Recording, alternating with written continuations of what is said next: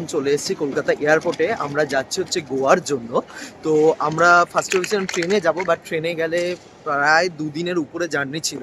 আর দেখলাম ট্রেনের যা কস্ট আসছে সেই অনুযায়ী ফ্লাইটে অনেকটাই কমই পড়ছে। আমরা 4,000 না 4,500 কেটেছি না এক একটা টিকিট, এরকমই।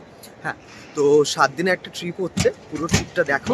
আমাদের সিকিউরিটি চেক হয়ে গেছে আর এখন আমরা যাচ্ছি হচ্ছে লাউঞ্জের দিকে। আর এখানে আমার একটা বন্ধু আছে সংকেত, ও এসছে, উনি যাচ্ছেন আগে আগে। এখন 7টা বাজে, আমরা লাউঞ্জ থেকে জাস্ট বেরোলাম ব্রেকফাস্ট করে। তো সংকেত এসেছিল বলে অনেকটাই হেল্প হয়েছে, ওর সিনিয়র শেফ এসেছিলেন, এসে সব ব্যবস্থা করেছে, কারণ ওরটা একমাত্র কার্ডে অ্যাক্সেস হয়েছে, আমাদের কার্ড ঠকিয়ে দিয়েছে, আমাদের হয়নি। তো এবার আমরা নিচে যাব বোর্ডিং গেটে। দেন এখন 9:45 মতন বাজে আর আমরা অলমোস্ট চলে এসেছি। আর আধ ঘন্টা থেকে 45 মিনিট লাগবে, তার মধ্যে আমরা ঢুকে যাব। যাই না, ওয়েদার তো ক্লিয়ার, তাও কেন যে এতটা একটু টার্বুলেন্স হচ্ছে, তো মেবি কোনো কারণে হতে পারে।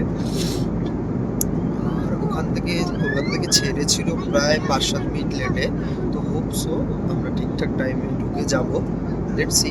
আজকে আমরা যাচ্ছি মোপা এয়ারপোর্টে।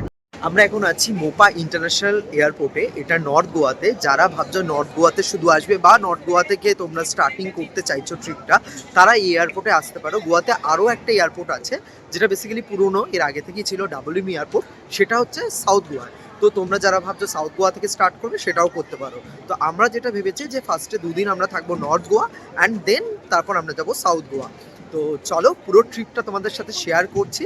এখান থেকে একটাই প্রবলেম, এখানে ওলা উবের নেই, এখানে গোয়া মাইলস আছে।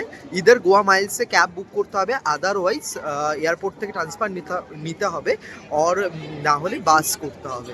তো লেটস সি, হয় বাসে আমরা নিয়ে নেবো, বাস করবো, বা হচ্ছে গাড়ি বুক করবো, তারপর ডিরেক্টলি তোমাদের সাথে হোটেলে গিয়ে দেখা হচ্ছে।